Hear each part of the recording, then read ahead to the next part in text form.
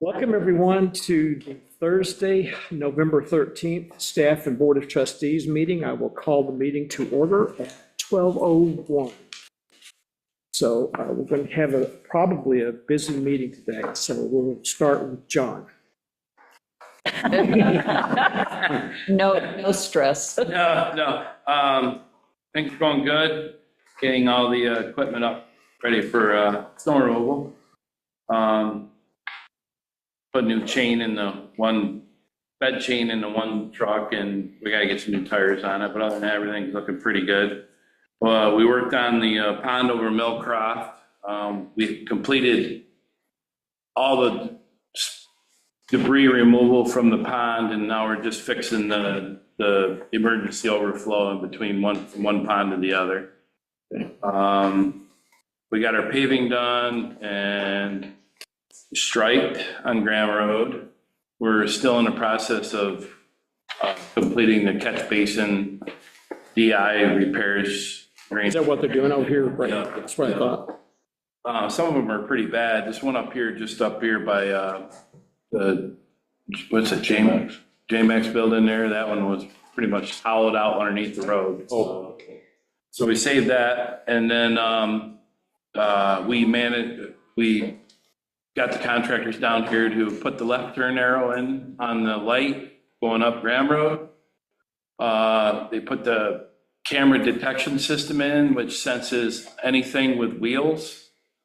So bicycles now can put in a call to get a permissive green, which is quite an accomplishment for that signal, as we had a lot of previous complaints years prior about not getting a call when people are riding bikes. What do you mean when you say a call? It means that the system Yeah, recognizes. it recognizes you. It's kind of like picking up. It's not like you got to call in and say, hey, turn left. Kind of like that, though. I mean, once it It's senses just- that bike's there, it places a call to the signal. Okay. And then the controller makes the necessary adjustments to give it a permissive green, and so it works out good. We do have one PED button that's not working there properly. We've got parts on order, so which doesn't take too long. We're probably going to redo all the PED buttons on there to give the little beep when you touch it. That way people know it. They know that they're getting a call.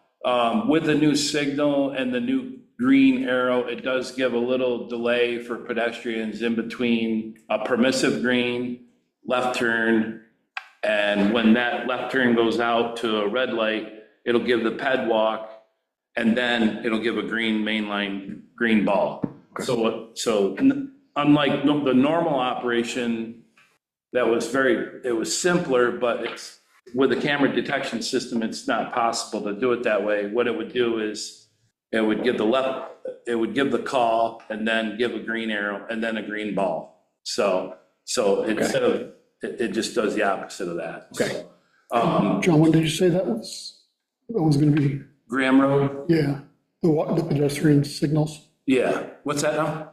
When did you say that was going to be operation? It's already done. We just got to place when we get the parts in, we'll place the new switch in. Because somebody reached out to me and they were trying to come north on Trip Hammer. Yeah, And that signal, when they push the walk signal, it never changes. yeah, that's exactly right. And that's the one that's the problem. It's crossing the front end of Graham Road towards the bus swarth out that way. Okay. So we're going to get it in as soon as we get it in stock. Okay. So, Is there much of a delay on that, do you think? no, it's hard to find the right parts without making complete modifications to the poles that they're mounted on. Understand. So they become obsolete real quick with all the innovation that comes on. So now they're like a soft touch, like it senses the fingerprint. Yeah. And versus the button actually having to activate a switch. Mechanical button. So it's a lot different now, and they've changed them. So sometimes we have to change the boxes that they're mounted to the pole. Gotcha. So we're on to it. We try to stay pretty proactive with those, because if in the wintertime, it's more obvious than in the summer, but sometimes the buttons stick and it'll place a call for pedestrians all the time, and it'll screw the whole cycle of the signal up, and it'll get stacking of vehicles. And Right. so it's very important to have the buttons work correctly to keep the traffic moving So, And will these be being touch sensor rather than mechanical, do you think? Yeah, yeah. For the winter? it will help, yeah, because you're not actually physically moving Right. the button, from my understanding how they work. So eventually we'll upgrade all of them that way if they need it. Okay. So really kind of been a busy month, taking some time off to spend at home for the winter, before the winter comes, and that's about it. Still working on the easement for Clepax. They seem to be egregious to having the trail on their land. They didn't oppose it in any way. They were concerned about liability, which you have the article that Natalie sent a few years prior about how the village indemnifies. It's just a letter. It's just a letter. Yeah, the village indemnifies the, I don't think so.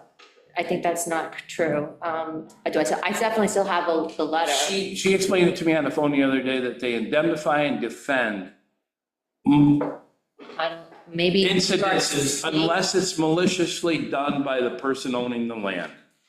Say they intentionally, just they don't like the trail no more, they fell a tree, it cost it. Somebody trips over a tree, the village doesn't defend them. But if it's a natural, But if it's a natural tree falling across the road, something, or across the trail and they fall and trip, they defend, the village insurance company, the way the New York state laws are written, will defend the homeowner in instances where there's an act of nature. okay, all right.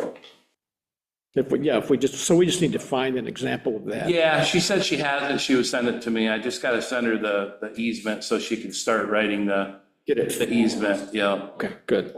But, and then eventually we'll let you, I'll get you an easement. I'd like to kind of cash that one in and get it secure for, it's not really gonna hurt to have the easement. Yeah. And then we'll We won't use it. proceed with, Yeah. then we'll proceed with, but one of the things that they wanted, and I talked to Natalie about it, they want, because they have a natural trail there.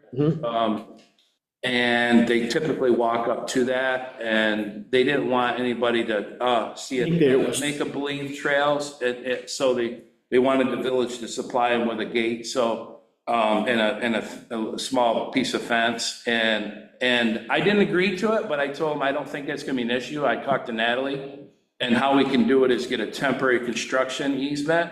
We'll install a fence, and then when the fence is installed, we vacate that easement, and then it's their rights to maintain the fence.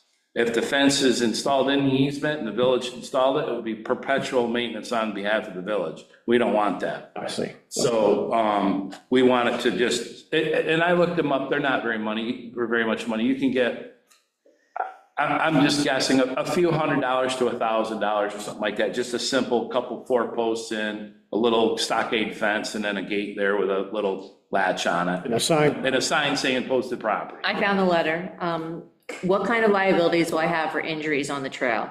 New York State's recreational use statute limits the liability of landowners who voluntarily allow access to their land for certain recreational activities, including biking, hiking, riding, cross-country skiing. However, it's important to note that the law does not protect landowners from liability for willful or malicious conduct, or if the landowner charges for entry on their land.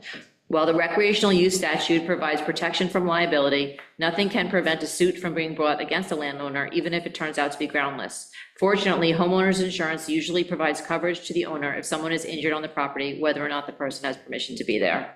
That's right. So it's this New York State protection. Yeah, and that's, But it only goes so far, so we should well, know. it's malicious. If they've done something malicious. malicious, Natalie explained it, and I kind of explained it just like you said, but in layman's terms, you know what I mean? If they maliciously caused the action that made a person get hurt, then they're responsible for it. It says malicious in there. Right, but nothing can prevent somebody from suing them, Oh, exactly. so they just have to Everybody be can be aware brought of to that. suit. It's New York State. Right, but their liability is limited. That's right. to the trail, so they will win the lawsuit, but there might, that you can't prevent the lawsuit, but you hopefully you're. Which can be subjugated back to their homeowner's insurance. Right. Yes. So they should be covered, but it's important to be clear about what the terms are. And that's the same letter that Natalie's. Yeah, that's the same line, that's from Yeah, Natalie. it's gonna give it to me, and I'll hand that in with the easement saying that they're covered, but obviously unless there's something malicious.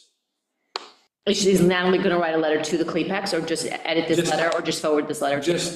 She's gonna quote the law, so whatever it is. I think we should have it written We specifically. should write a to- letter to the Clepex, is what I'm thinking. Yes, and quote that law, and maybe even extract it and put it in the letter, I'll whatever. let Natalie take care of that. She'll know what to do, yeah. Yeah. Because we want to word it such that it doesn't, the letter doesn't bind the village. Yes. I'm just forwarding that to you, so you Okay, can have it perfect. So right next forward. and then I can send it to She Natalie. has it too. She's the Yeah. one who worked on it with me, but yeah. Upcoming work for the month, once we get the trucks finished up, we still got just a little pond work over at Millcrop. We're gonna be installing the arrow signs on, the chevron signs on Cuga Heights Road. We're gonna be doing a little Oh, ditching. Chevron sites, We're gonna be that's, doing a little ditching on, Beckett, Wedgewood there, Wedgewood. oh, nice. Yeah, and we're gonna be installing the speed signs on Bomax. What a great month. And then all-weather driven and pending, you know what I mean? So I gotta throw my disclaimer in there. Well done. Weather permitting. Yeah, but, no, and obviously, there's other miscellaneous stuff to do, tons of it. We did get the bulbs planted, I'm sure Carolyn will report on that, or may have already. It went well, we put them in 3 parks. So John's, I want to give credit where it's due. You know, we didn't only, Bill was telling us he would only plant in 2 Two, parks. That's yes. the time the tractor takes to drive between one. Meanwhile, he's telling us he goes down to Long Island. It's like 6 hours. Right. So then John sweet talked him into doing the 3rd park, which was amazing. Kudos to John. He's like, I'm gonna get him to do it. He gives him, look, he goes, watch this. And he goes over, takes care of business. Thank you very much. You're welcome, thanks.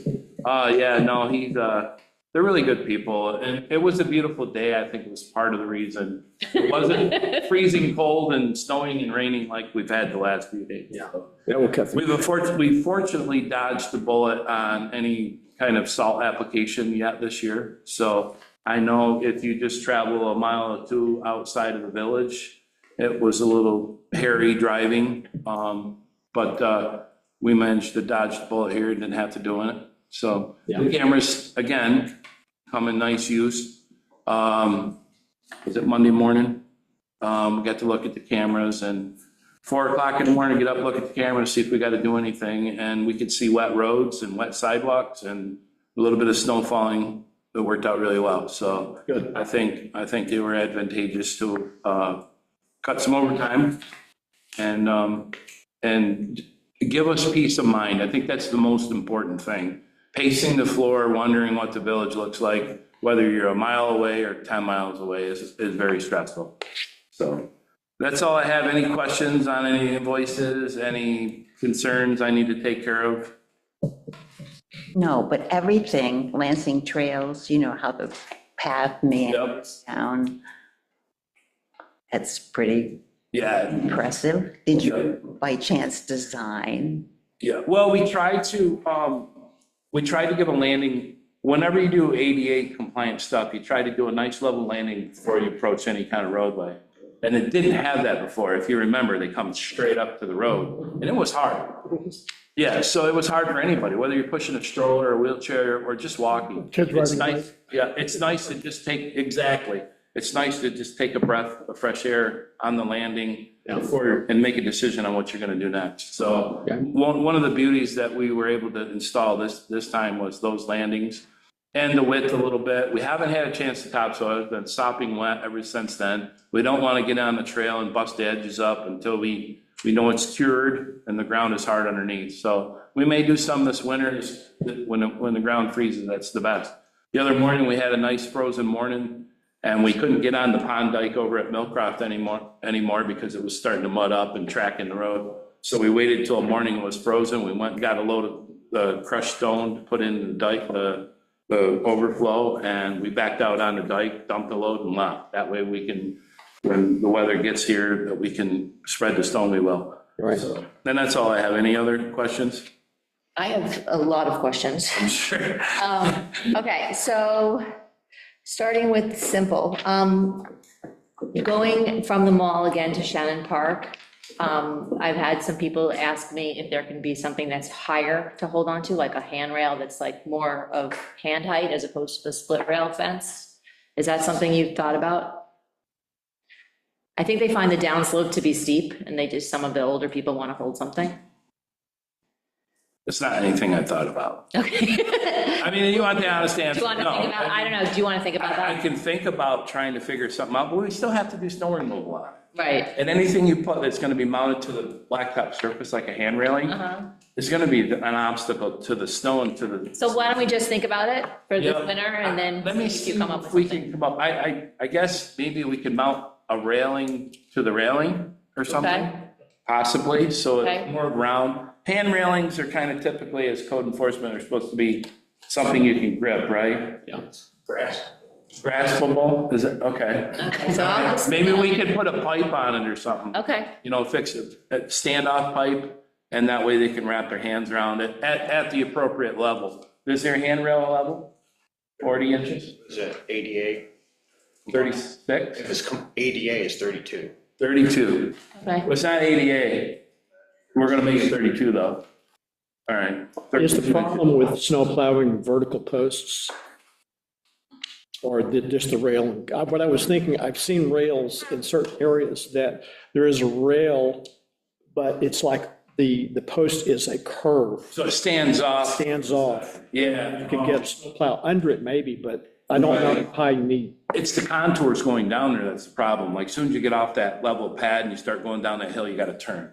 You know what I mean? So, I mean, that path, we made a little bend in the split rail, didn't we? Kind of contoured to the trail a little bit. I think we can fashion up something that will act as a rail. Okay, You know, I really do. I think some of the older people would appreciate that, if it works out.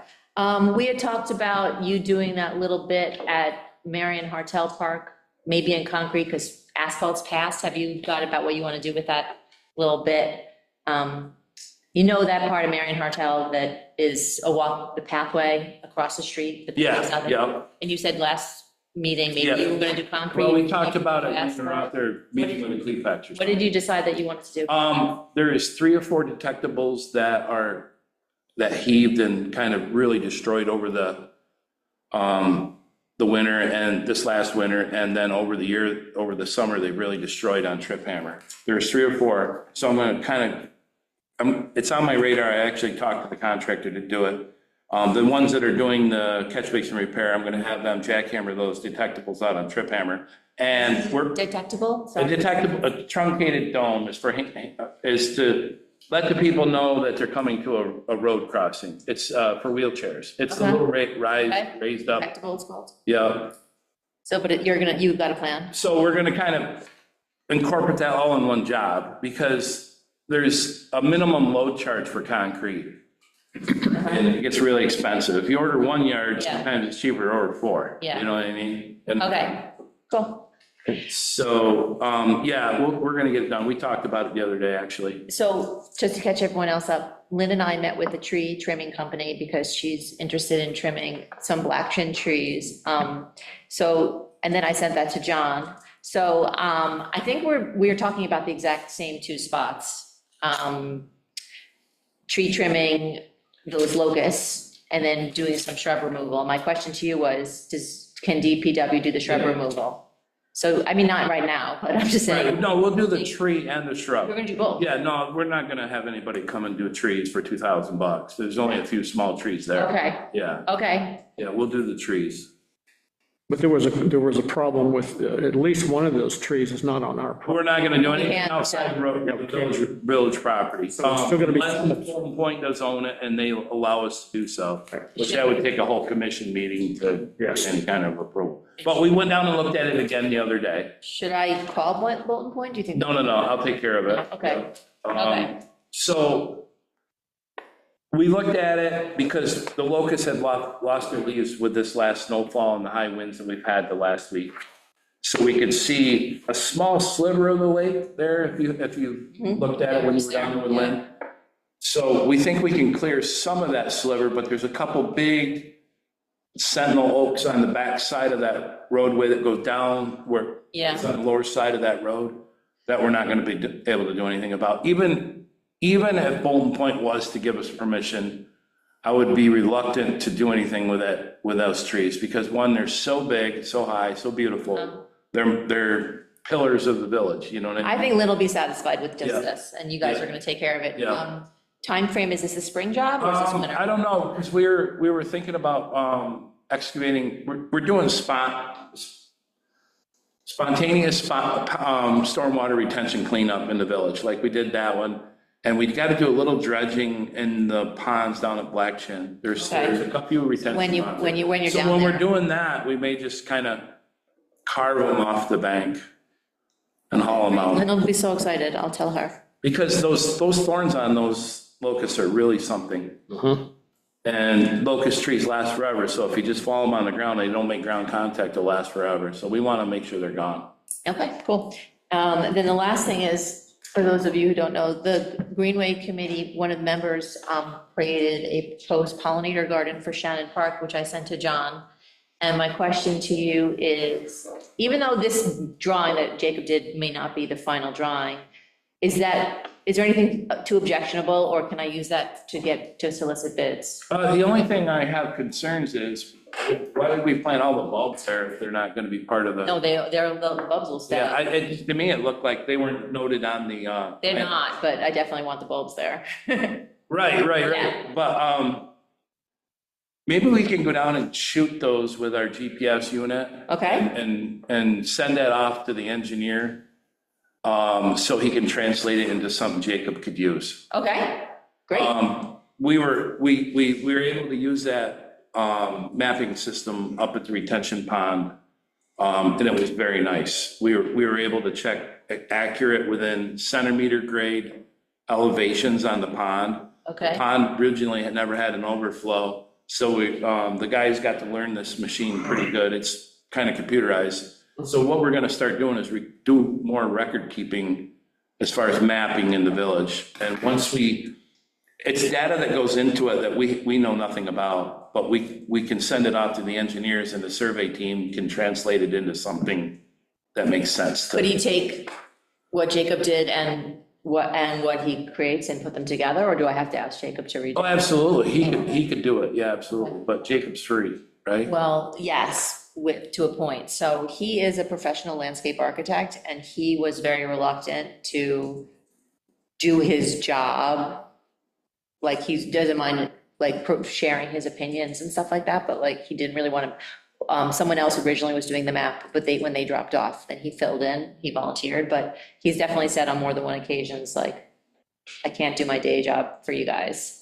Well, if that's the case, then we're gonna have our own architect and engineers do it. Well, he'll do it It'd be to some simple. extent, I mean, he did. It'd be simple, you know, I mean, it'd be simple to import it into a survey or LiDAR. He used LiDAR, basically Google Maps, you know what I mean? Yeah. LiDAR is a little bit more in-depth to Google Maps. So assuming that we can incorporate the bulbs and incorporate the LiDAR with the engineers, is there anything about Yeah, it? I didn't care for the mulch path. I actually kind of like the mulch patch, but I'm with you on the split rail fence. The 4 dogwood trees could go, the mulch path We could wanted go. some flowering trees, remember? Because we talked about Well, replacing the flowering trees for. yeah, They have to go somewhere. They do, but they don't have to be in the only available free space that could potentially be, Well, it's kind of like this, You and know. then the trees would be here, so the free space is still sort of preserved up here. The trees would on the be- plan, it looks like they kind of encroached in the open space pretty well. We tried not to, but I mean. Yeah, no, I'd take a look at it It again. could be Yeah, better. yeah. We tried, we definitely, one of the reasons why we like the Greenway Committee likes the pollinator garden for Shannon Park is because everybody wants that ball space to stay, so we can't put a swing or something that's gonna Right. be. I do want to make sure that, and I don't know this because I'm not a tree person, but I do want to make sure that dogwood is a native tree to the area and not something that's going to be a problematic tree. And I believe it is, but I do want to do more research on the dogwood. Well, Lynn wasn't at our meeting, one of the things I said to her is when we get to all the actual selections, obviously I want her to pipe in. She was not 100% like everything has to be native, which I'm sort of surprised, I thought she might be. But no, she's more like what's good for the region may or may not be a native species. I mean, if you have strong feelings, that's also fine. We've got a long meeting. Let's Okay. get this part of this going offline. Okay. Come in with. Yeah, I'm all in agreement. Rather than doing that today. Yeah. Thank you. Roll on. Anything else?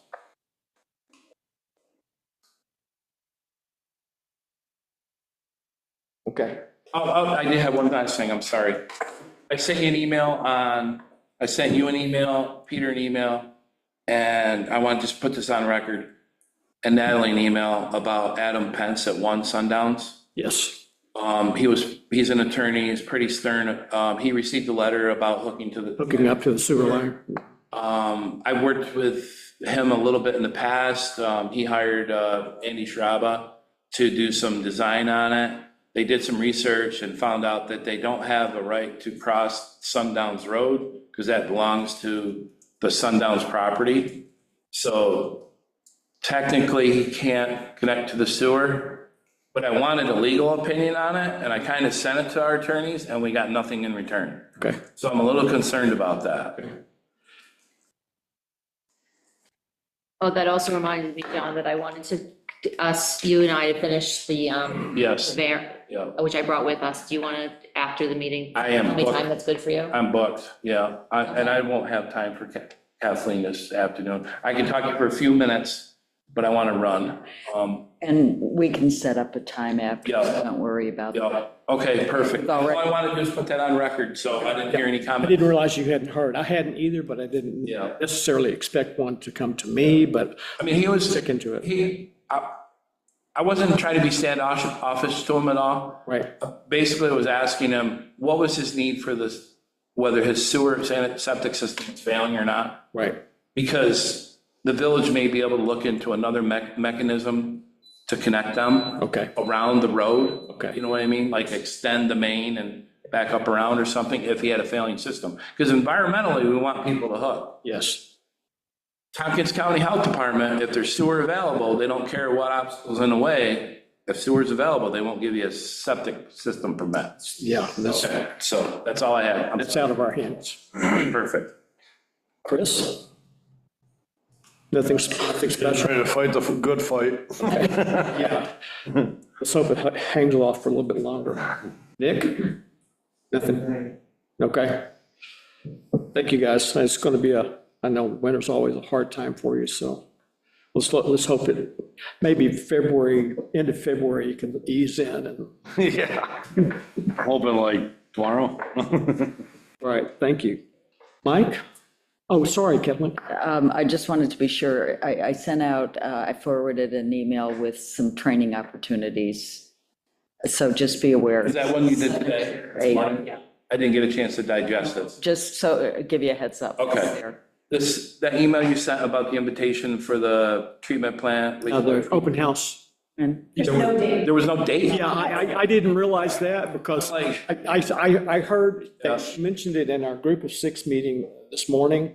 And when she sent that, she said, I'm going to send out the invitation. When she sent the invitation, I just blindly sent it to you. I didn't. So did she say when it was? It is, I saw on the 20th of November at 11 a.m. And they're just kind of showing off all of their improvements that they've made in the last few years. I heard about $12 million upgrade down there. It didn't look like there was anything. Well, I think it's going back a few years. Oh, Start, yeah. So next Thursday. it's kind of all culminated and they've installed solar panels. You're not obligated to go. No, I'm interested. You're invited to go. Don't like the smell, but She's I like this- hoping it will be a cool day. We always hope for a cool day. cool day, yeah. Yeah, no, I've been down there a lot. I know all about it, so. so you don't need a tour.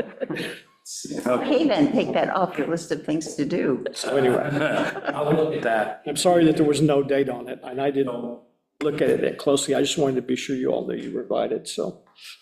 Okay, Mike. Mine's short and sweet.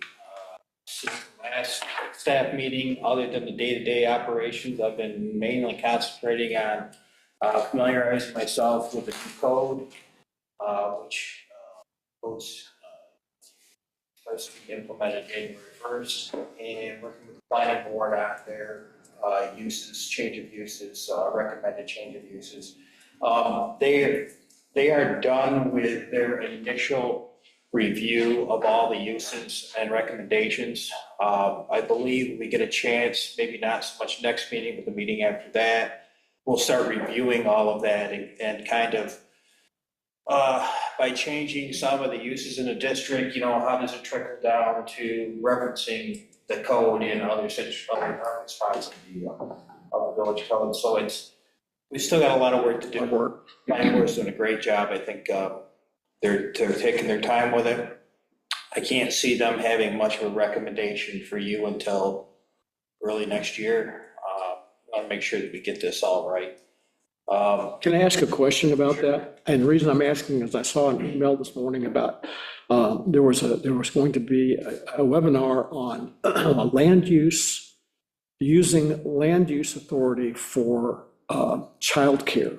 Is childcare one of the uses that we have within our chart of uses? In a roundabout way, yeah. Okay. Covered other schools. Right now, isn't it? It was at noon today. Yeah, that's the problem, but I could always contact them and say, could you send us the slides? There's two different categories of childcare. There's the educational category of it, and which is, it is heavily, you know, viewed by the New York State. They have their own rules. And then there's the other child, like daycare systems. Yes. They don't teach you. That category is still under schools, but it doesn't have the secondary regulations. Gotcha. Okay. To cover child. Okay. We just had one down here at the Lava Building, a special permit for. Okay, I thought we did, but, okay, that's all. If I get any new information, I'll pass it along, and we don't have to use it, but if I think it's valuable, I'll send it along. Okay. Well, what I was going to say during my planning board report is that one of the big recommendations that we talked about was Mike's recommendation that he wants to take circuses off of the allowed uses, which you can talk about why, but that's kind of a bigger change because it's eliminating something that's currently allowed. Reason being, I think it's a $50 permit, and then it's very difficult for Mike to then regulate what happens on the property because they just leave before you can enforce any kind of like runoff from their trailers type thing. Yeah, I have nothing against the services or whatever, that's fine. It's what the remnants of it. It's just the pop-up residential areas. Yeah. And they stay there, and like I said, I can go there and enforce them, they say, no, I have to write it up for 30 days. Well, they don't care, they've even said it to my face, we're gone in 3 days anyway. Right. So, and I had already said many times to the planning board, it's, you know, it's not what I see, it's what I don't see that they do there. So I think when we get it from them, it's going to probably You're recommend. uphill- You're uphill from the smallest stormwater facility right there, so. Yeah. Just one of the recommendations. The other one was, we're trying to take some of these definitions and the examples they give in some of the definitions, you find them in various other definitions, they just overlap each other too much. We're trying to get it, just everything's pigeonholed into a certain area, and we don't have to, yes, it's there. There's no argument that it can be over here. That's what we're trying to do with the definition. Yeah, that's hard. So I'm trying to make that a little bit easier. The other item that I said I was kind of involved in is the New York State is offering 26 hours free to update the new code. And I've already gone through 6 hours of that, and these 26 will be from now until January 1st. And they basically take you through all of the major changes of every section of the uniform code. This last one I just took was about administrative and the fire code. And they don't hit every change, but they do hit the major, the highlights. And they say, if you want to know all the changes, read through the well, it's really not. But some of the major changes where it's great that they come out with that, because I can incorporate that now into my fire code inspections. And so I'm kind of, once I hear the fire code, which I just did, now I'm making the changes to my inspections. So I'm basically doing that right now, so I'm more involved in that. Mm-hmm. The next one that they're gonna be doing will be building code and residential code, and then they go on with plumbing and existing buildings and that type of stuff. So it's actually making it pretty interesting for for a New York State webinar. Yeah, so it's useful. Is there any charge for this, or you just get in? No, and the good part. Except for the time you put in afterward. The good part is the 26 hours that I'll have to do this, they are letting you use it for my time for next year. So I'm required to have 24 hours of service every year of educational service. This gets put in for next year, so I can pick and choose next year of the items I want to see, not the ones that I have to see. Right. There's a benefit to it. Sounds like a useful web. Yeah, very well Do run. they give you a chance to ask questions and answers and so?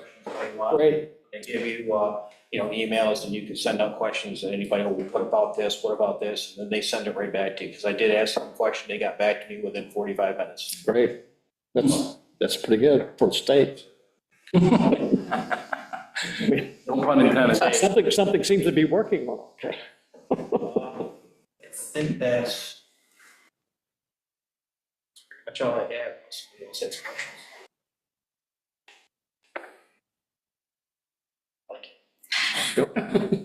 Sweet.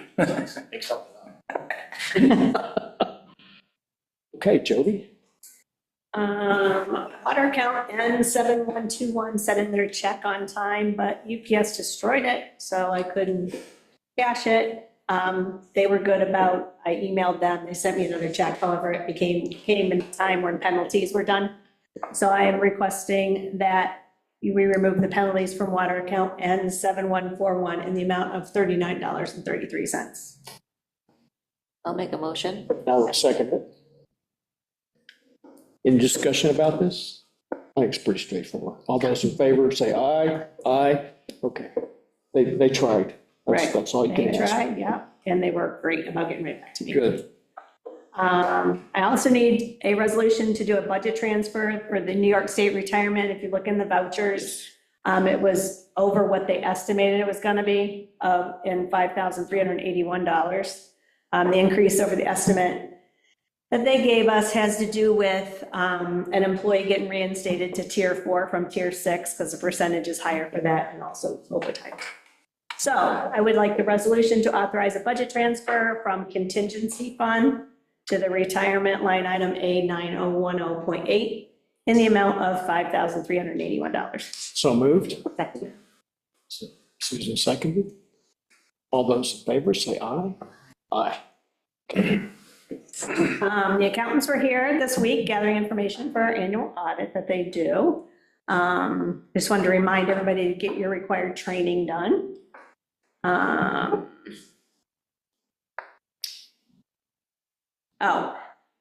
How's everybody doing with keeping track of their time? I got it. Okay, I do need your October so I can submit it. Oh, I was doing the whole month to get, I thought it was October through December, no? It's No, October. it was Okay, August, September, October. I see. Yeah, so I just need to send that. All right, I can figure that out for you right after the Perfect. meeting. Thank you. So I have a question. Uh-huh. Do you want all three together? You got, the 3 months you're doing, yeah, they should be in a row. Oh, well, yes, but do you want me to wait? Yeah, just wait and send that in. Yeah, that's fine. Okay. That's fine. So you just want quarterly reports, and do you have deadlines for those? Well, what we're doing now, since none of you, Carolyn's the only one that's involved, is we're just getting a base number. Okay, So I'm going to take all, the rest of you, put them together, divide it by 3, and we'll come up with a number and see if the number we have is close, or if we need to do a resolution to change it.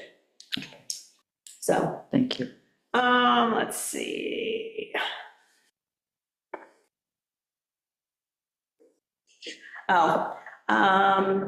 I received the fund balance policy that you did for the Chat GPT. And I spent a couple hours on Tuesday, and I have many proposed changes. Sure. Did you see the two that Nikon sent? I thought those were the Yeah, most helpful. yes. And I went through, we need to decide, like, do we want to have it be part of the code, the administration part? Or are you just having a policy, or do you want to have just like a generic fund balance, but then you want a total other explanation about what codes you use, how the whole process works, how we do it, how I do it at budget time? I don't know. So we have to figure out how we want to go about that, but Yeah. there's still a lot of work to be done on that.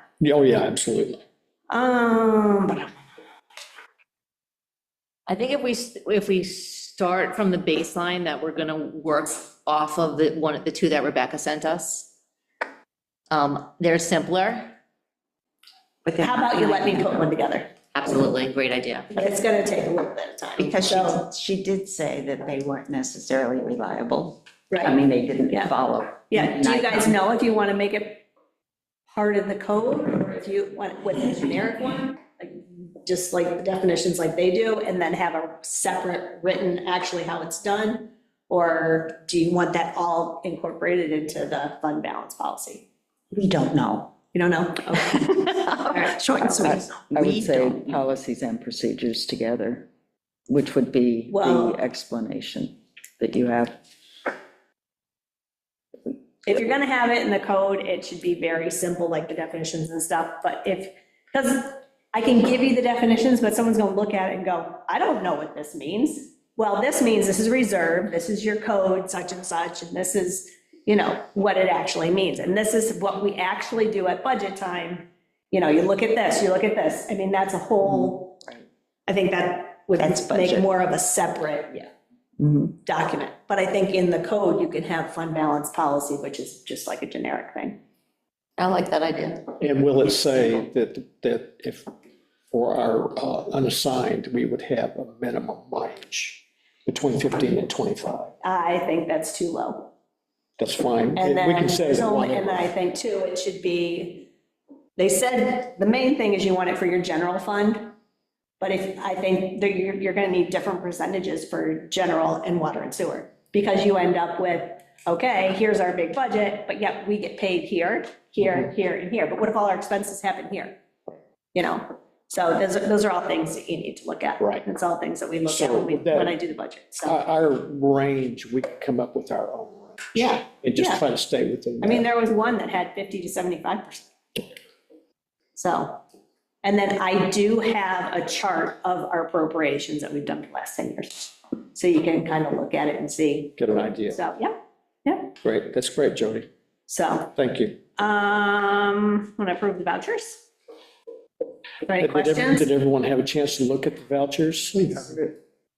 I did look at them yesterday, I went through them all. There were no Were there changes. no other changes? Okay.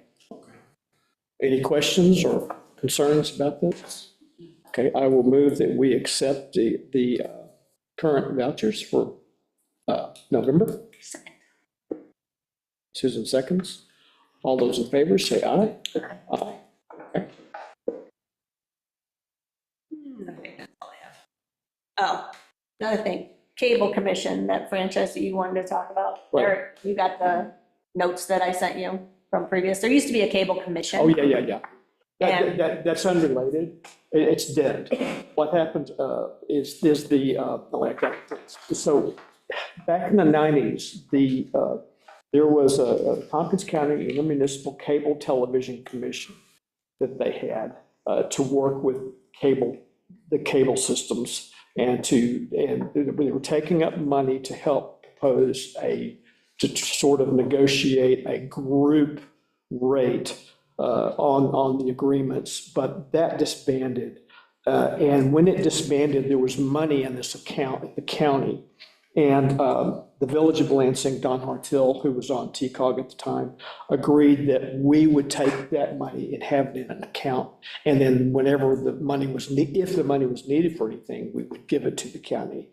Then in 2013, the county, TCOG and the county asked that money, which was $3,063.11, be moved to the TCOG Cable TV Subcommittee, and we have already done that. So that whole cycle of the money being collected, transferred to us, we hold it and transferred back to TCOG has done. So that cycle is not impacted by this new agreement. This agreement is just for the village. It's not for the county or anyone else. It's just with us. So that's what we would be looking at today. So we got nothing from the commission money? I thought that was the whole thing, was they were coming up with an agreement. And then this is just renewing that agreement. They never came up with anything. They were looking at how to get, the only thing I heard them talking about, I was not on that subcommittee, the subsequent, the final subcommittee in TCOG, was to try to get cable access for other parts, rural parts of the county. And that's the last I heard. So we would have to ask them, what did they do with the money? But as far as our responsibilities, or anything we got out of that, we would not get anything, as far as I know. But I can ask them if you'd like to see, hey, by the way, this money, what did you ever use it for? And see what they say. I would think you would be interested in that. Yeah, I'll put an action on that. I'm not even sure who they haven't been reporting at TCOG meetings for at least a couple of years on that. So I would have to find out who was the last. But I'll find out who it is and get some information to report it next time.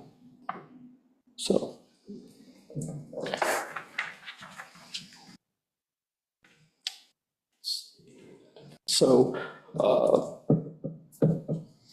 Just, and you've already reminded about the trainings. There's also just a reminder on the 20th next week, which is at the same time as the open house for the Village of Kykut's wastewater treatment plant. There is the first of the NICOM training webinars that Carolyn brought up from 11 to noon that would be here. And that topic is gaining access, understanding the laws regarding accessing private property. So that will be happening here.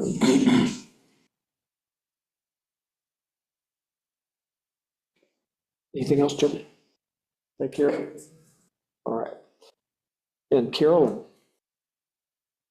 Just going back to the planning board meeting, so that was my last one. I just attended for the last 3 months. I'm not sure who's up for next month, but there was a steep slope property that came in and they reviewed, and then also we talked about the circus thing, which I wanted to mention. And the last thing I wanted to mention was that when Jim McCauley was giving his report on the trustee meeting, he mentioned that I had suggested that we develop official onboarding policies for new planning board members, new trustees, possibly if we ever have, if we don't have many, but they were extremely enthusiastic. They had a lot of thoughts about how, difficult it is to come up to speed as a planning board member.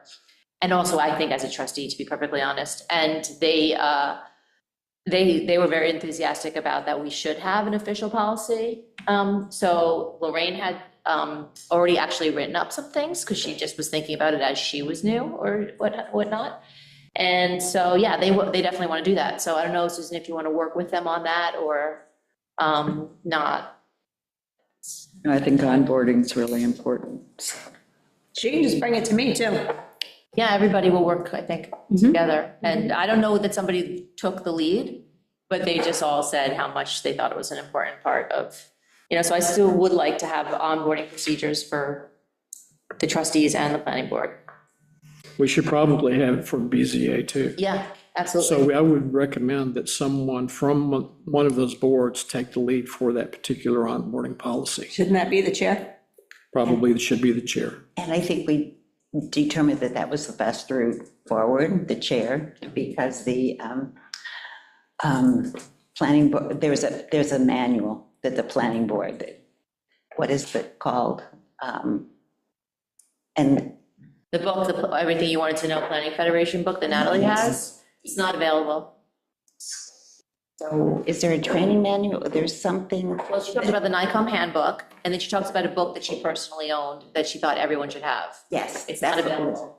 That's too It's out bad. of print and also not even purchasable, because I looked to see if I could find used copies, and there's nothing. Bad. We can maybe photocopy Natalie's, although I guess that's a copyright violation.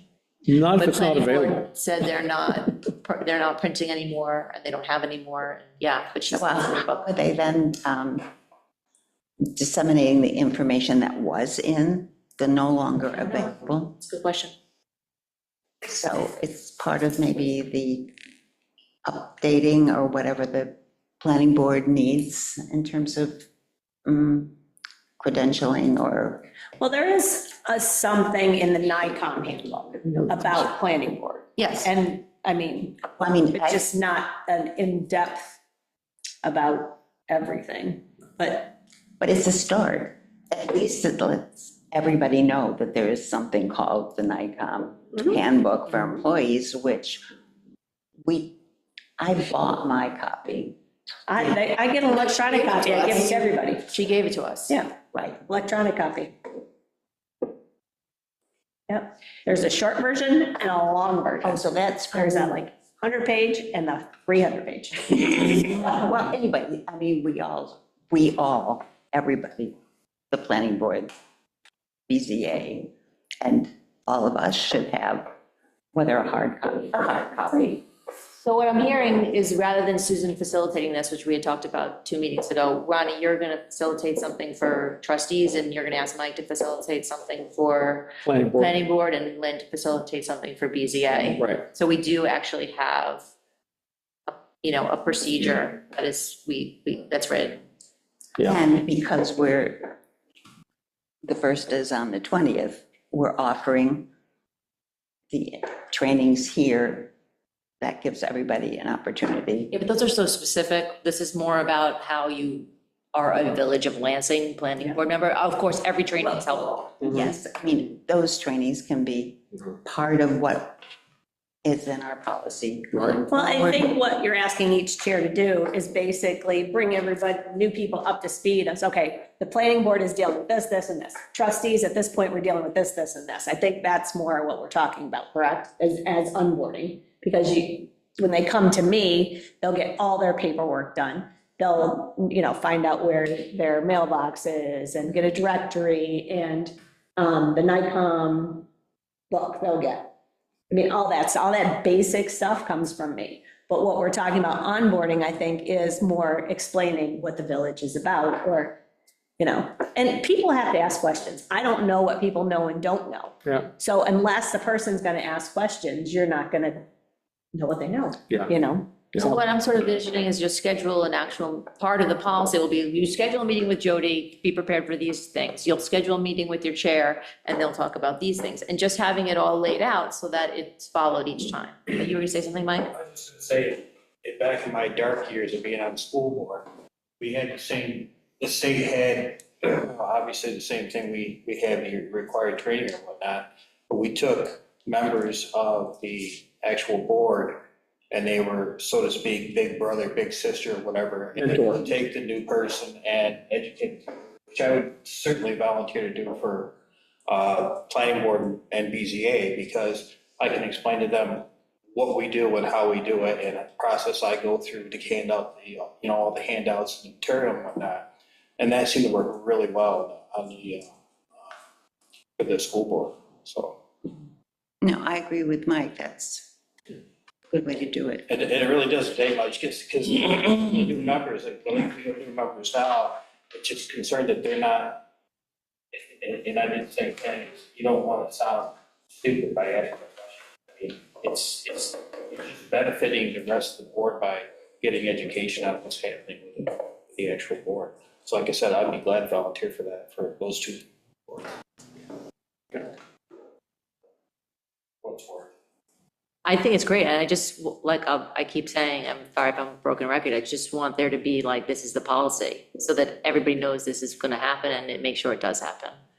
And not just kind of like, yeah, Michael talked to you kind of thing, like, no, you're gonna meet with this person, then you're gonna meet with this person, then you're gonna meet with this person, and then you'll be at least more up to speed than you would have if you were just attend the meeting blindly, and that's for this board as well, and for BCF. So, Natalie contacted me about working on the Ben Curtis retirement language. I have to admit that I wish that we had just done it right then and there. And I just think in the future, maybe we should, and this is kind of also going to the variance thing, I want to take care of it before we forget, because it already had to remind myself about how we would want to edit that language. So I kind of think as edits to the code come up, we should try to take care of them as soon as we have the time, so we don't have to go back and try to remind ourselves. But that's going to come down the pipe probably in the next month from Natalie. That's it.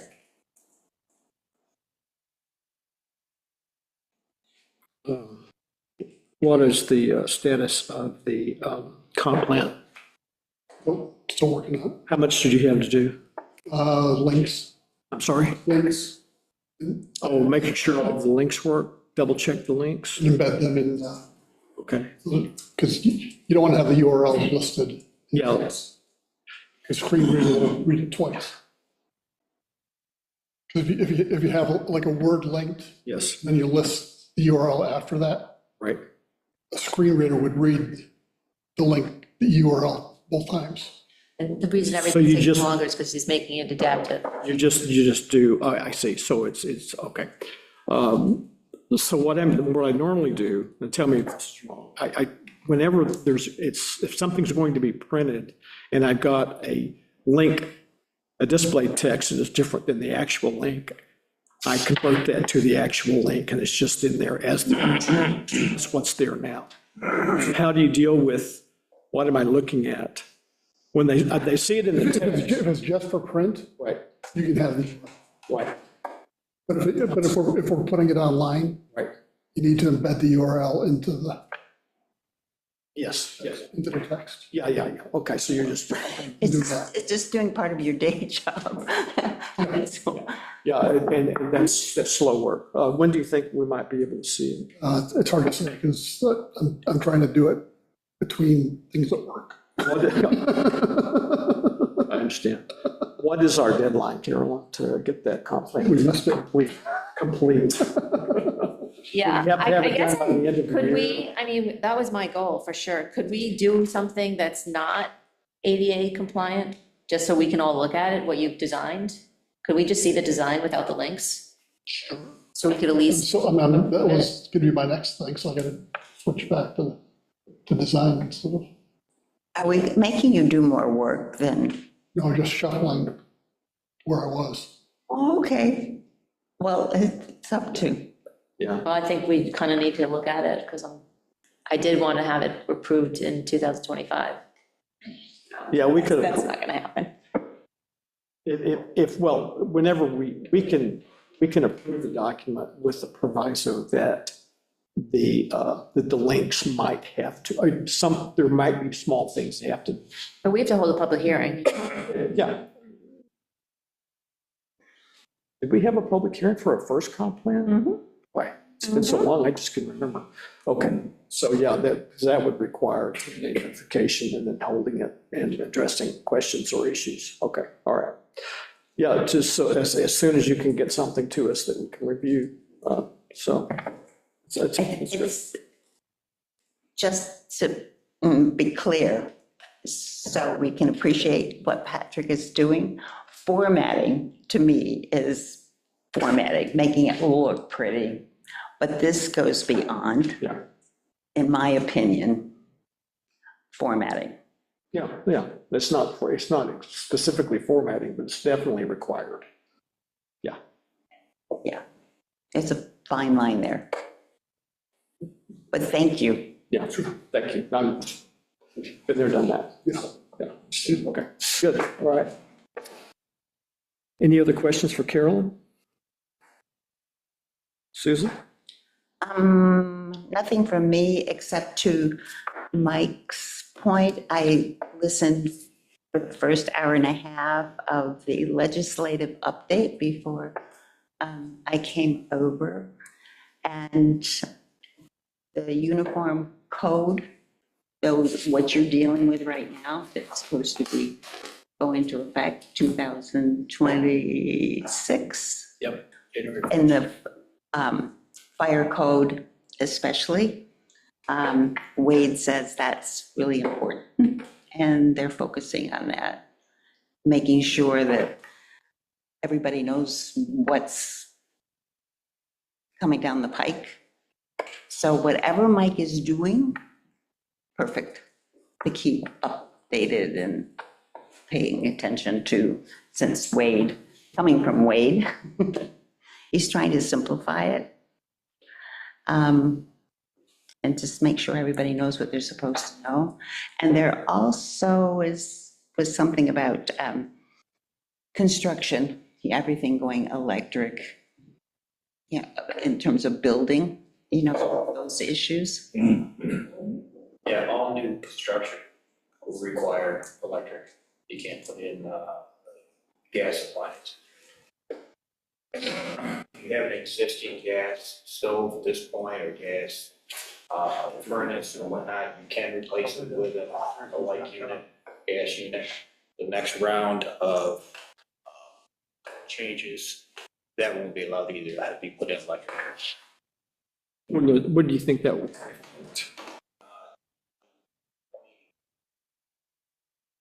27?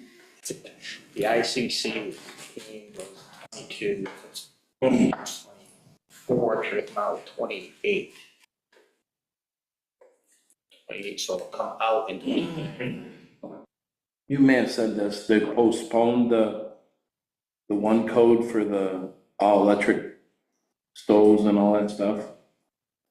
Court challenge. They delayed it. So New York puts off ban on natural gas in new homes. Yeah, for new homes, you can't put in any natural gas. Well, they said they banned, I thought they postponed it though. Or maybe not. Well, it seems complicated, so in terms of what Mike is doing, maintaining and credentialing and all of that is important, because maybe the state doesn't really know what it's doing after all. And they're getting pushback here and there, depending. Oh, there's gonna be pushback, there's a lot of pushback. Now, I'm not saying that, maybe they have, I haven't heard anything about it. No, yeah, I don't know. I just heard it from two different people so far. Yeah. Put the delay on it. At least they didn't put the sprinkler systems in for, Thank it's goodness. just townhouses. It says here on, what was it, Syracuse.com, New York puts off implementing law that would ban natural gas in new homes, buildings. New York state officials have agreed to suspend the implementation of the revolutionary new rule that would ban natural gas and fossil fuels equipment from all new homes. Does that have a date on it?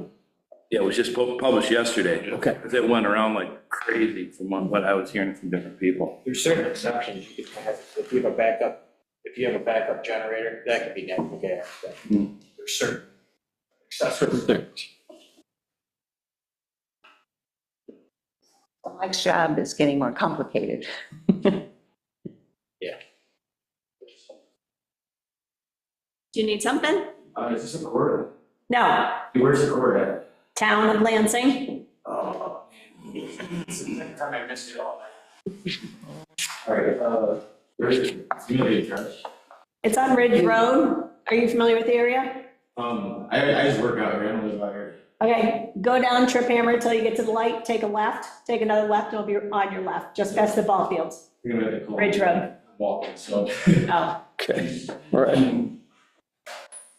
That's a far walk. Yeah. That's a long road. You made it sound like he was gonna be there in 5 minutes, Joey. if you drive, you will be. Maybe. Anything else? Maybe when we're done with this meeting, we can go give them a. Oh, well, I know, we'll be done in an hour, still be like. I'll just keep it until Monday. Monday, okay, Monday. all right, thank you. Patrick? So I'm on the planning board this month. Ah. We had a meeting Monday. Unfortunately, I left my notes on the printer at work, so Mike may have to help. They opened a public hearing for special permit, Cardamom Builders. Wait, hold on. You're on planning board this month? Yeah. I thought that I was. That's why I went to the meeting. Did you go this past Monday? Yeah, No? It's on my- You were there? It was on my calendar. you weren't I there. listened to it afterwards. Oh, Jody, do you don't have that access to that, do you? It's hanging in your office, I think, on the wall. I will say this, there's no meeting next time. That was part of my Yes. report. Yeah. I was November. There's only one meeting in November, one in December. Okay. And I'm both month to November and December. So they had to open a public hearing. The property exists or encroaches on some natural area, but not the building itself, so they don't think it'll be a problem. November, you're December. Not November? This says. All right. That's it then. The other part was that there's no meeting next. It happens. Appreciate you showing up, Pat. Sure. Who's on the Lansing Town Board this month? I'm not, but I watched them. You did? I did one report, wait, but we don't know who was on it. No, it's not me. I watched them, but I It don't, was, maybe that's why. don't know. I think I'm December, January, February. The Lansing Town Board. And well, after Patrick Sunken, when are you giving it? I think I'm on December. That's it from the planning board. Okay. After the meeting, everyone check to make sure you're at the right meeting. I guess it's. We'll just all check the calendar, won't we? Yes. Trustee covering town of Lansing, December 17th, you. Yeah, I got it. And who was it, November? November, Susan. Could you give a report on that, please? I could, my notes were at home, because I always listen to it. Could you give a report on it, Kathleen, you went? So I think the bottom line is then they've been dealing with the moratorium issue. And so it's still under consideration. And there's another public There'll be a hearing, public hearing, yeah. another one to decide. They've hired an attorney. I mean, it's all old news at this point. Yeah, I was wondering if there's any new updates. So The there town have hall. been amendments to. The town hired a new attorney?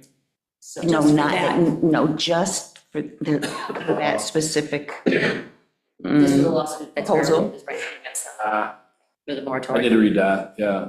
Guy Crow did not feel comfortable representing the town, and so he recommended that they hire a third-party attorney, an independent attorney. So, I mean, and that's all the details I have. That's, And it's So sort of it usual was- business when these situations arise. So the proposal has been amended, and you can get a copy of that from the clerk's office. And there's over, oh my gosh, approximately 1,000 comments online, and they're all online. You can get those as well. back to you, Pat. Anything else? I noticed from the last month's staff meeting that you were going to work on the vehicle use policy. Have you done anything on that yet? Had time? That's fine, that's fine.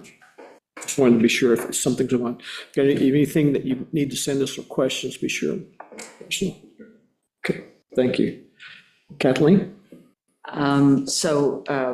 Very briefly, we touched on the policies, a proposed policy, basically what the village does for spoils debris management. And we're going to meet later to follow up on that. We did get examples from NICOM, guidelines, a sample policy for a town, and then there's also the county plan. So in the works. Anything else? Yeah.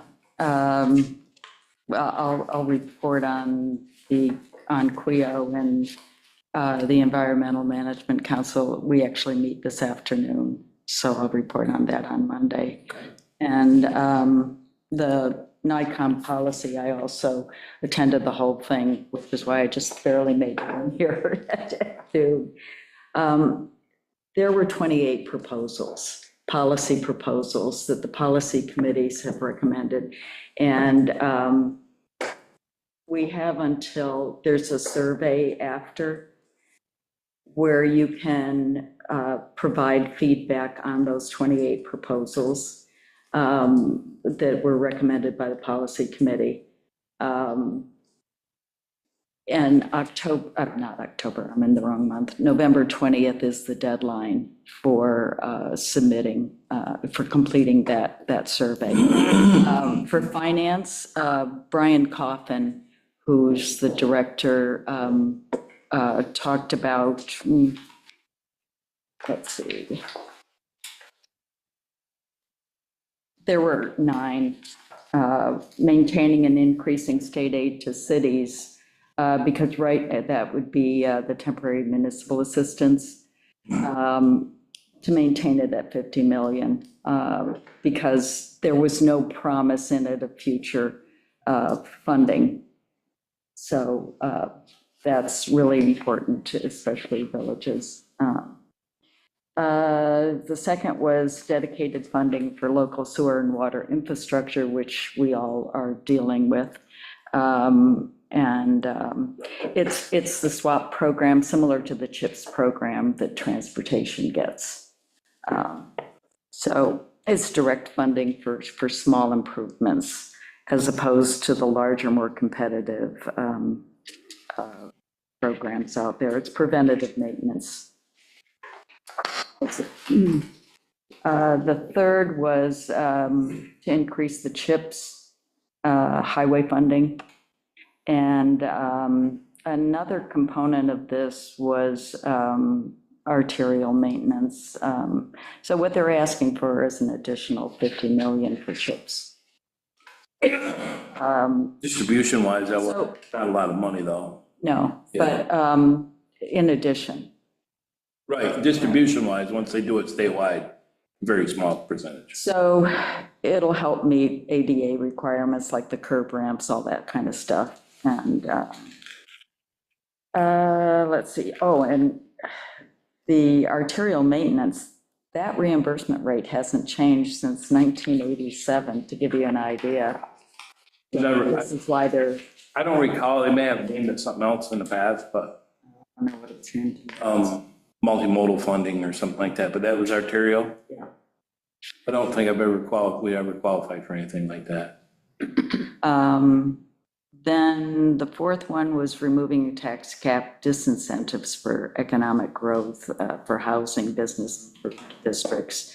You recommend removing it? Yeah. I'm just going through what's on here. Basically, the exclusions in the tax cap. So let's see. What is and is not included in the tax cap, and what's excluded from that. And When you're doing the calculation. Oh, they're not recommending that we remove it. No. I found surprising. Sorry. It's my communication skills are weak here. The other is real property tax reassessment. I don't know very much about that. I'd have to learn more about it. SUNY impact aid for host communities was another policy area. Right now, your legislator would have to pass a light item in the budget for impact aid, and it would be during the budget process. So this would be a way for the 64 SUNY campuses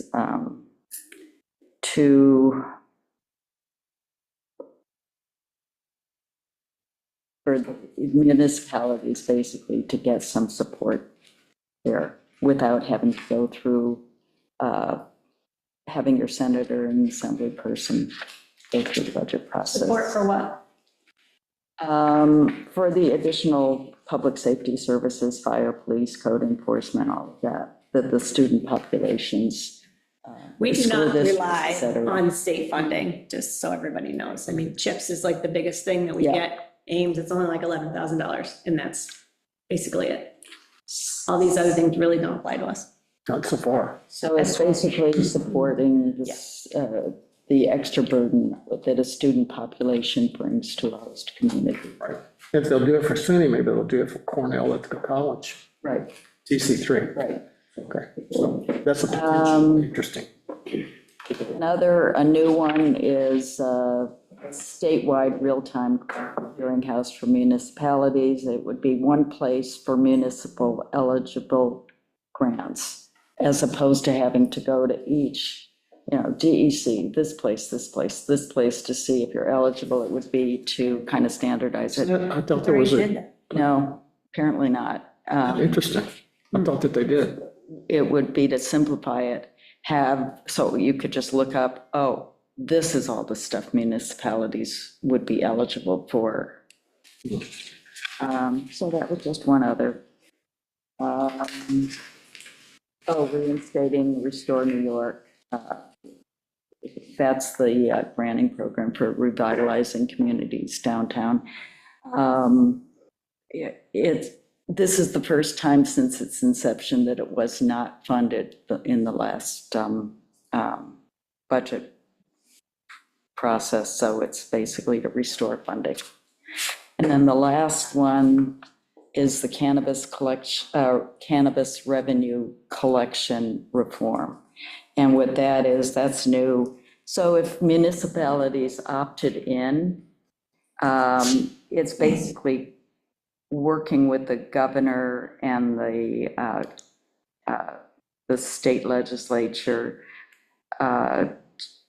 to clarify how that excise tax is received, because it's the county that gets the money, and then they distribute it to the municipalities that have opted in. And that procedure just needs to be clarified and amended. Because the bottom line is, communities that have opted in are not getting that revenue. Well, Yes. some Maybe, municipalities. sometimes maybe. Yeah. Yeah. When they talk with the vendors, there's some discrepancies, and so basically amend the process. So it's clear how the distribution is made. Doesn't that make sense? Yeah. The county, If I don't make sense. at the BCP meeting this morning, I could not watch the whole meeting, but they did report on the cannabis income for the last month that they have reported. I think it was in September, and they did show the distribution, but not how. Yeah, And some communities get a lot more than others because there are more sales up in the communities. So, I don't know if they need to clarify it, but they at least need to make it. they had had a lot of concerns raised by different municipalities, and so. What was the revenue for the month of September? They said, but I don't remember. It was- Millions? Yeah, I think so. At NICOM, I was at a presentation, I don't remember which one, but there was, certain municipalities there saying, I asked Joe what his sales are. Joe says his sales are $100. We should be getting 4, we're getting 1. So they just know there's discrepancies just from talking to the sales, to the businesses that are operating in their municipalities, that it's not, something's happening to the money. The state takes a big chunk too. And then Rebecca Rizzuto, NICOM counsel, talked about energy, environment, and technology. And there were basically 4 major policy issue areas. I mean, there's a lot of stuff under it that they looked at, but electrification, well, all right, 2, technology, 1 for waste reduction, and 1 for water quality.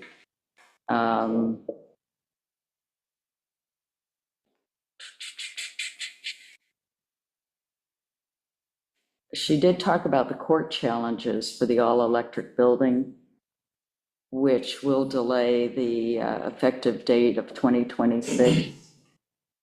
So there is a delay, and that's the building electrification. Usually we get a code outreach, Yeah, they let us know yeah. what's going on with it. Yeah. So just, I'm curious. I think about that's that. what Susan was referring to with that.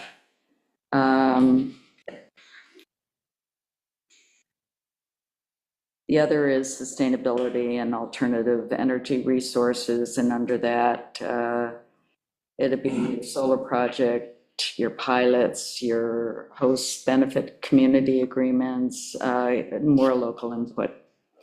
And then expand thermal energy network opportunities and support, wastewater treatment plant facility energy.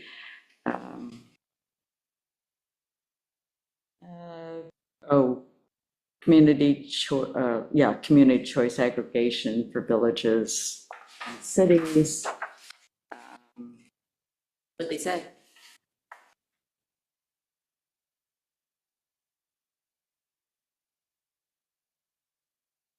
It dealt with community choice aggregation is a municipal energy procurement model that replaces utilities as the default supplier of energy contracts within a municipality and directly engages local governments in the acquisition of energy supply services on an aggregate basis, because it can aggregate. I know what it is, I'm just wondering Okay. what their proposal is.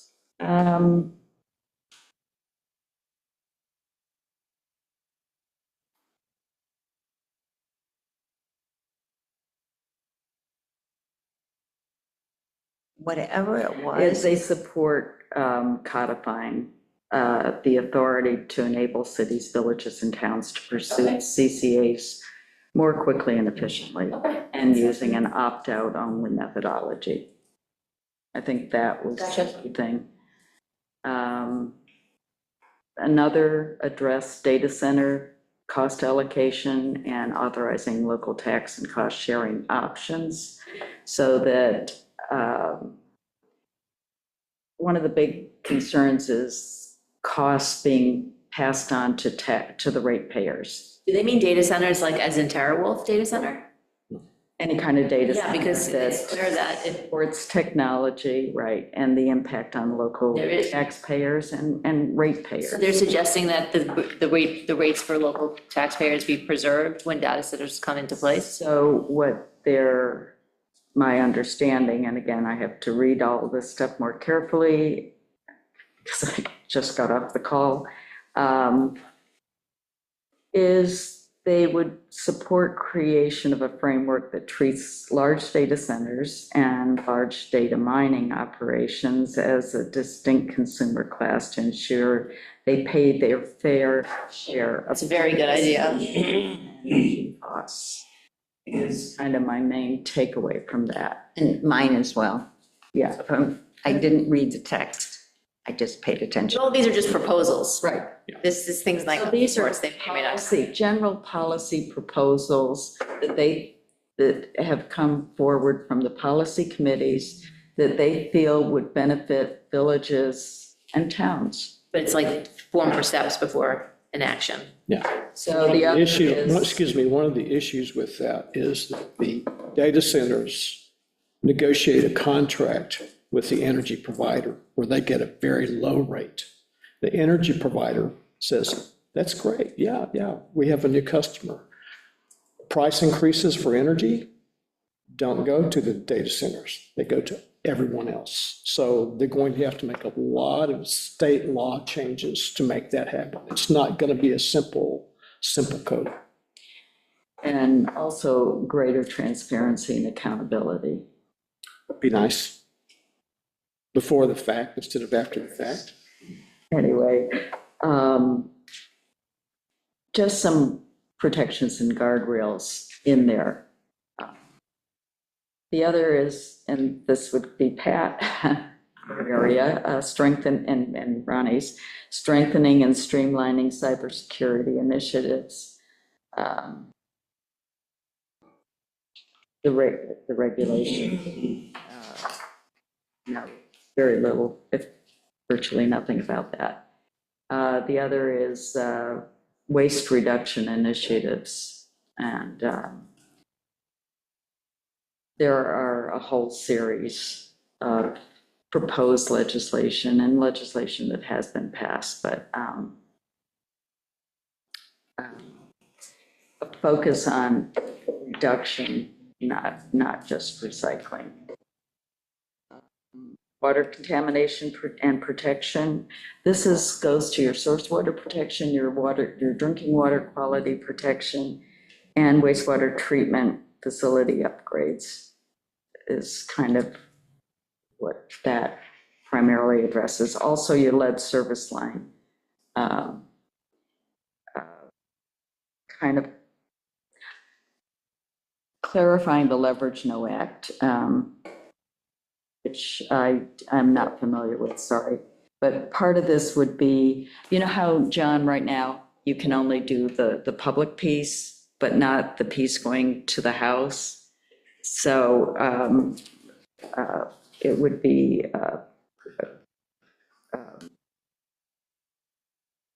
in efforts to provide for that.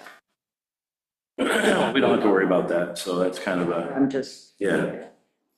We don't have any lead. So replacing the private side service lines legally without violating the prohibition. That would be bad for a lot of municipalities. I mean, it may be good for the customer, but at the end of the day, that's millions and millions of dollars. Taxes will go up, and that's not good for the company. Yeah, I know, it's like, So, so basically, they're calling on the legislature to clarify or establish explicit authority to, for municipalities to make their own decision on that. There's the PFAS monitoring, treatment, and biosolids management. It would be another. And that includes your micro and nanoplastic and emerging health concerns and environmental concerns for not only your drinking water quality, but also upstream, what gets dumped in that wastewater treatment facilities have to contend with. So limiting what gets put into the system. And then harmful algae blooms. Harmful algae blooms is another. There were questions about offshore wind, the RAPID Act, and the amount of government control. Then Wade talked about government operations, community development, and that was, is this Wade? Mm-hmm. Yeah. He addressed, sorry, he addressed 8 policy issues. One was fix the state law that governs enforcement of the Uniform Fire Prevention and Building Code, Kathleen, because it's hard to enforce. we have a lot more to cover. Oh, Can you just send us that document? And let us read through it? I can try. I would recommend it. Okay. I don't think we have enough time for you to read all of this for us today.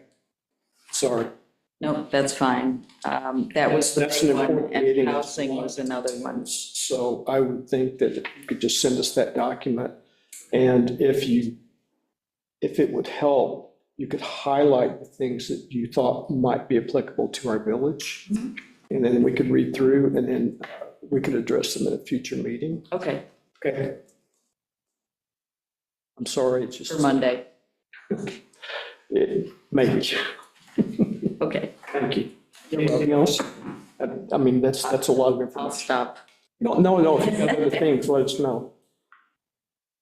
Anything else? The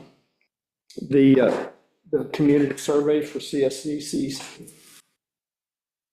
Right. There was, we had talked about the online survey.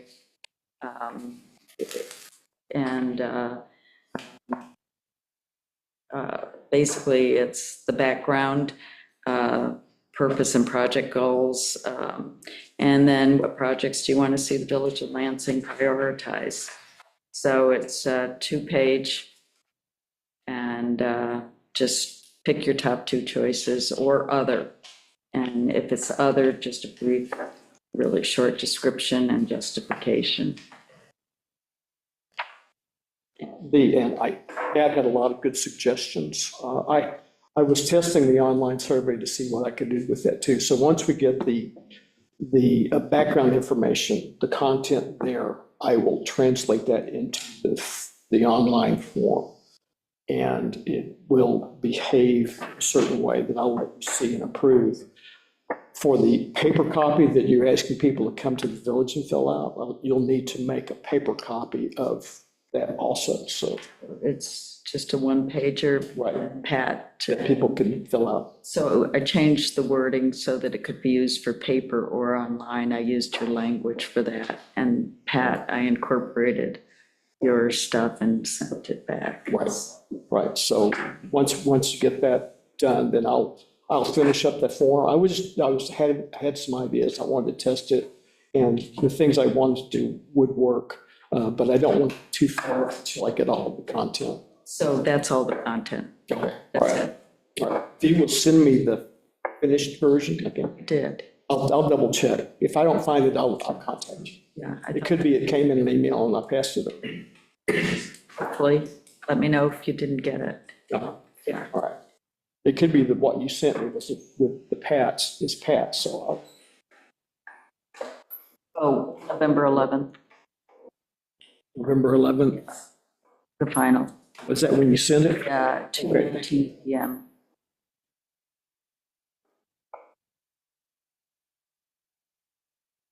Make a note here to check. Okay, all right. Anything else? Okay. I wanted to let people know that sometime between 2 and 4 today, I think it might have just arrived. We are going to be receiving 20 boxes of food pantry,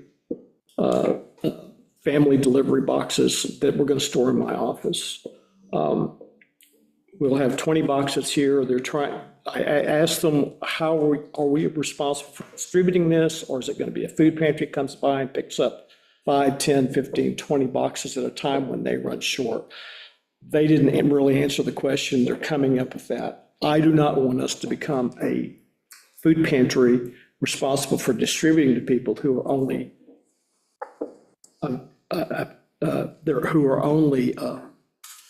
allowed to pick up these boxes. And I think that's the delivery right there. We may have to stop the meeting for a few minutes while we take care of this. Is this for the pantry at the Y? It's a higher level. Come in. You got some boxes for us? Okay. Let me show you where you're at. I'm on. Right. Matt, what do you think, Monday? Do you think it's possible to get the, just the design layout? No? How many hours will it take you to? I think we should take. We're back in session just for a few minutes anyway. So the food boxes are now being delivered into my office. I just wanted to let you know the distribution, when I find out, I will let everyone know. As much as I possibly can, I will come to the office and make sure people can get in to get boxes. If I can't, I'll let Jody, Mike know to facilitate that. I just don't know how any of that's going to work yet. I just wanted us to participate with helping. There's such a need right now for so many people and families due to the governmental shutdown that's restarted. There are military people, there are people, government employees who are now having to rely on food pantries for survival day to day. And I just wanted to, they were needing places where they could store these prepared boxes close to food pantries so that they could use them to get more food out to more families. Sorry, let's pause. We're going to pause again for a second to make sure all the boxes get in. This time. Okay. So we're back. Food pantry boxes are here. We have worked out a semi-process for getting them distributed. As I get more information, I will pass it along to the trustees, and we will get the boxes distributed to the best of our ability. The next topic I have, well, let me get this one. This one's a little bit shorter. Carolyn, you saw my email about the TAP grant. Do you think Were that, you talking about the trail that John and I are yeah, talking yeah, about? yeah, yeah. Do you want to So- try to get a grant for that? That's not a commuter trail.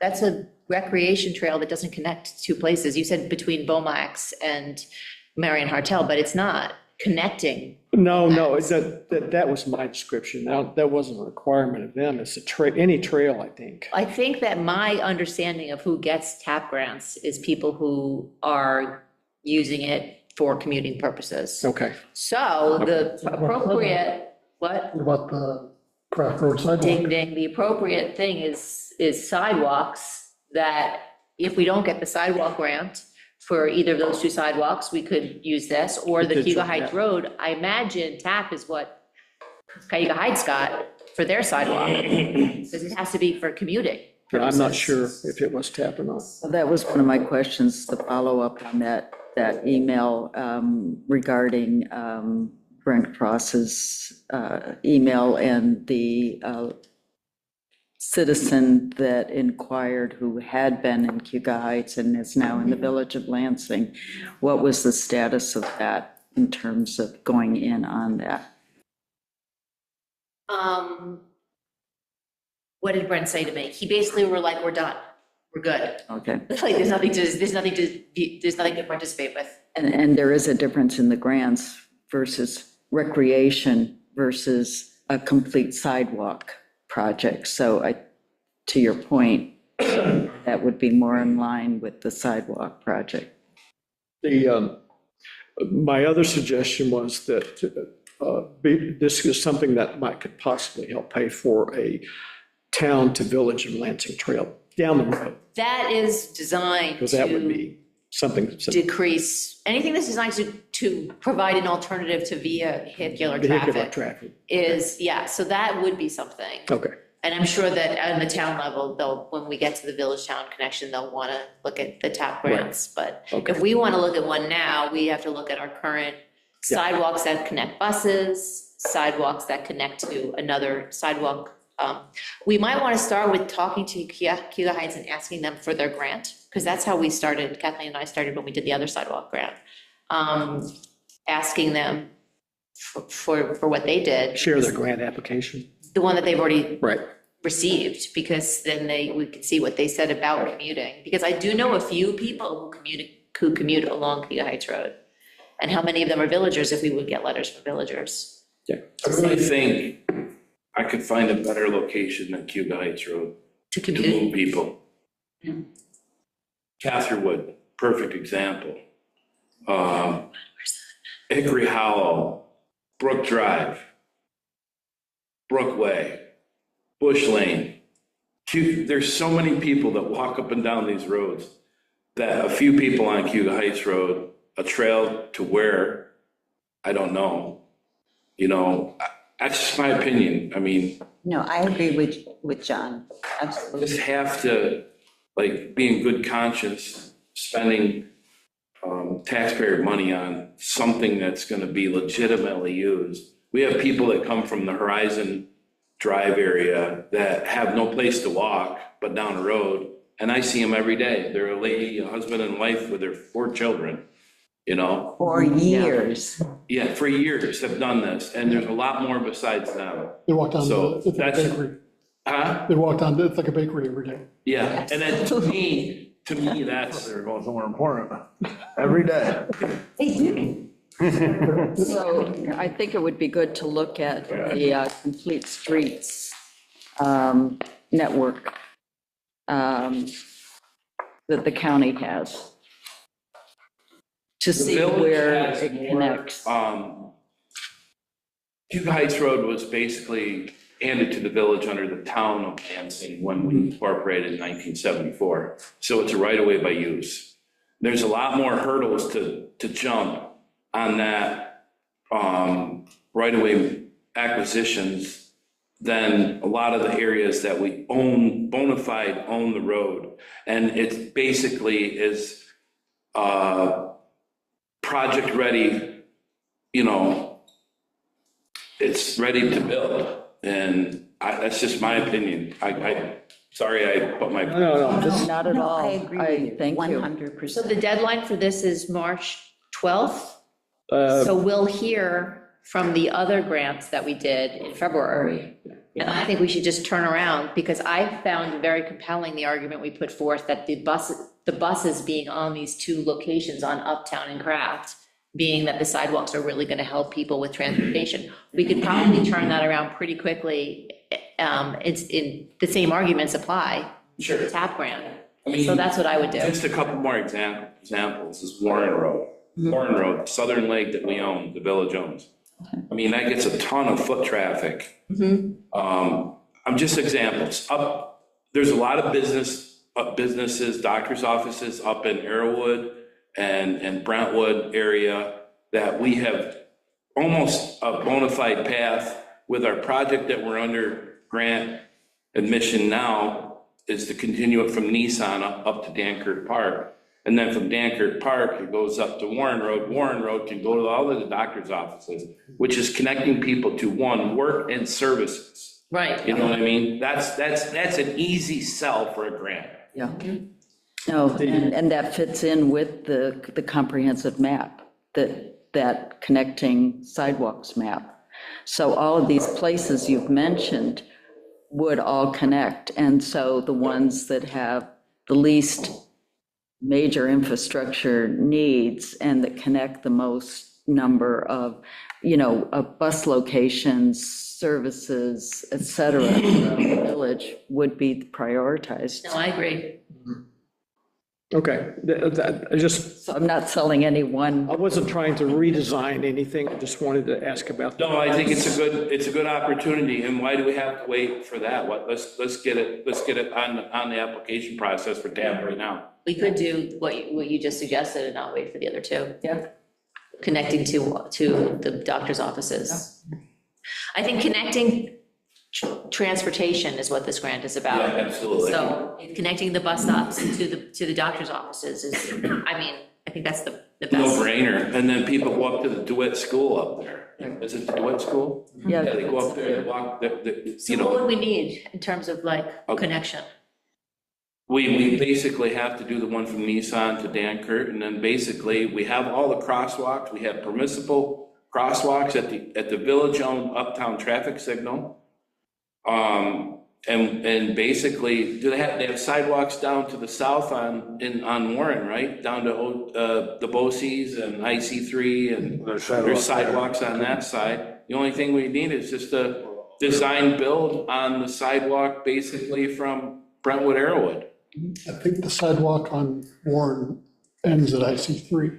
Yeah, Doesn't go to traffic light. I don't know, but that's in the town That of would be Ithaca a- anyway. Doesn't come to the traffic Huh? light. There's a big culvert there. Yeah, it doesn't come up to the traffic light. That would have to be a joint municipal thing, but at least get it up to the doctor's offices for now. So. Or we can do a joint municipal thing because they love that. It usually increases your chances of winning. Yeah, I think it's kind of a three-party thing to be town, Ithaca, Tompkins County, and the Village of Lansing. That's what I was That's a thinking. county road down through there. Right. Absolutely. I mean, I'll get into the process. Okay, Let's see what we got for right-of-way acquisitions, but I'm pretty sure we got all the right-of-ways up there at Brentwood Arrowwood. okay. All right, so the last thing I have for today is the discussion of the cable franchise agreement. Everyone's got a copy of that at your seat. Natalie had made some suggestions that I think were pretty, at least from my standpoint, not that significant. So we will pass that along to Charter.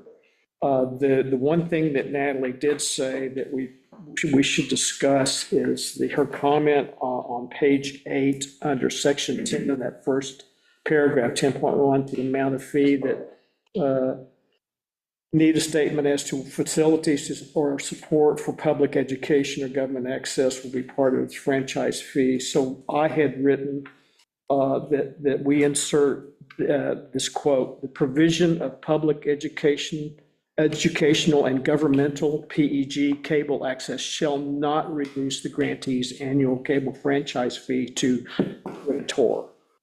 Just to say that we don't have anything right now that would, from our village standpoint, for public educational or governmental access. If something ever came up, say if a business opened in the business park where they wanted to set up a little cable TV station for public educational and or governmental, that Charter / Spectrum could say, well, we're granting you that airtime, and that therefore we're going to reduce your annual gross revenue fee from 3% to 1.5%. And I just wanted, from our standpoint, we should say that not ever lower this, that's, what they agree to do. From a state law, they have to do that. But there's nothing in state law says that they can't reduce this fee. But we want to say that the village thinks that that fee should not be reduced due to that access that they provide us. And Natalie said, she asked me if this was my wording or Charter's. I said, it's mine. And she said, well, let's put it in and see what they say. So what I wanted your permission to do is insert this within Natalie's version, send this version, this redlined, to Charter, the person who sent this to us in the first place, and copy all of you. Charter is who again? Charter's Spectrum. I think it's the overarching company that it owns. So, but does this sound okay to everyone? Yes, it does. Okay. So I will do that. I will send it out to them, I guess tomorrow, and I will copy everyone, and then we'll see what they say. Beyond Natalie's comments, which were basically about material impact. Let's see.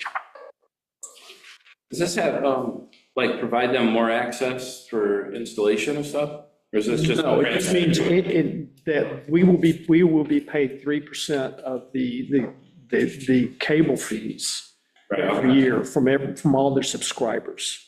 And we just sort of don't want that to be reduced. Cable fees have gone way down, internet fees have gone way up, so Yeah, you're not getting you're getting less and less. they don't include internet, it's just cable TV subscriptions. So there's the amount of money that they take in, and we would get a percent of that. But that could be reduced if someone opens up a station or a little building that would allow. Does the village currently have a franchise agreement with them? Yeah. And it's expiring? Yeah. That's why this is, And so did I read correctly? This is the 15-year Yeah, agreement? Okay. by that point, there may not be any cable. But anyway, I just thought that Natalie asked about that, wanted it inserted, I inserted wording. So I just wanted to make sure that that was okay with everybody before I did that. Okay, and I don't think I've got anything else for today. did we do the vouchers? Yes, we did vouchers. Okay, and so I will move that we adjourn. Second.